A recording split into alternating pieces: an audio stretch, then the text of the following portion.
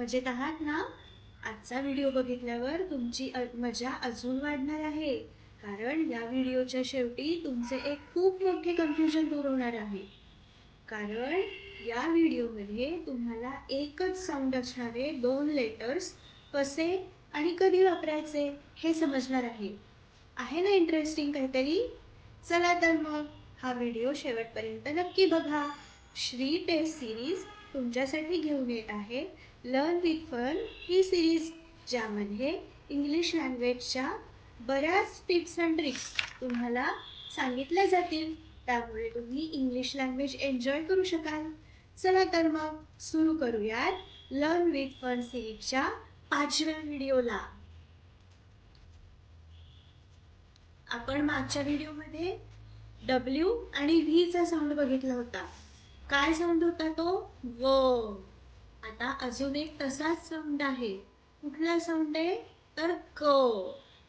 आपल्या इंग्लिश लँग्वेजमध्ये सी आणि के या लेटर्सचे साऊंड हा एकच होतो, क. मग जर दोन्ही लेटर्सचं साऊंड क होत असेल तर नक्की कुठलं लेटर कधी वापरायचं? म्हणजे सी कधी वापरायचं आणि के कधी वापरायचं? कन्फ्युजन घे, बरोबर? मग आपण हेच कन्फ्युजन आता दूर करूया. सी आणि के वापरण्याचे काही रूल्स आहेत. तर पहिला रूल काय आहे बरं? जेव्हा क हा पहिल्यांदा साऊंड येईल तेव्हा कुठलं लेटर वापरायचं? सी. म्हणजेच एक्झाम्पल काय त्याचे? कॅट, कॉट आणि कॅमल. याच्यामध्ये पहिला साऊंड काय होतो? क होतो. म्हणजेच इथे पहिलं लेटर कुठलं येणार? तर सी येणार. दुसरा रूल काय आहे की जेव्हा क हा लास्टला साऊंड होतो तेव्हा लेटर वापरायचं के. जसं की पिंक, वीक, लाईक. इथे क चा साऊंड लास्टला झाला म्हणून आपण के लेटर वापरलं. पण आता काय होतं, काही काही लेटर्समध्ये काही काही शब्दांमध्ये के हे लेटर पहिल्यांदा येतं. मग ते पहिल्यांदा कधी येईल बरं? जेव्हा आय, ई आणि वाय हे केच्या अगदी लागून असतील, म्हणजे के नंतर लगेचच हे लेटर्स असतील, तर तेव्हा सी ऐवजी के वापरायचा. आलं लक्षात? म्हणजेच आता की या वर्डमध्ये के, ई आणि वाय, तर ई आहे ना, सेकंड लेटर ई आहे, त्यामुळे इथे पहिलं लेटर येणार के, नॉट सी. तसंच सेम काइट मध्ये पण होणार आणि बल्की मध्ये सुद्धा होणार. बल्की मध्ये काय आहे? के ला लागून लगेचच वाय आहे, त्यामुळे इथे सी च्या ऐवजी के येणार. म्हणजेच जेव्हा जेव्हा आय, ई आणि वाय ही लेटर्स क साऊंडच्या लगेचच नंतर असतील, म्हणजे सेकंड लेटर्स असतील, तेव्हा त्याच्या आधी के लेटर येणार.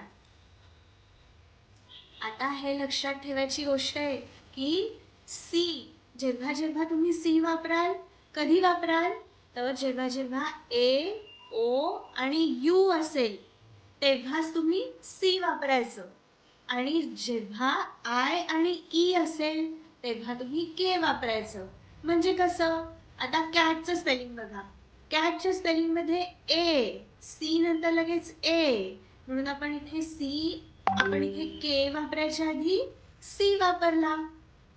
त्याच्यानंतर कॉटच्या स्पेलिंग मध्ये सी ओ टी, म्हणजे ओ आलाय ना, ओ हे वॉवेल आलंय, म्हणजेच आपण के च्या ऐवजी सी वापरला.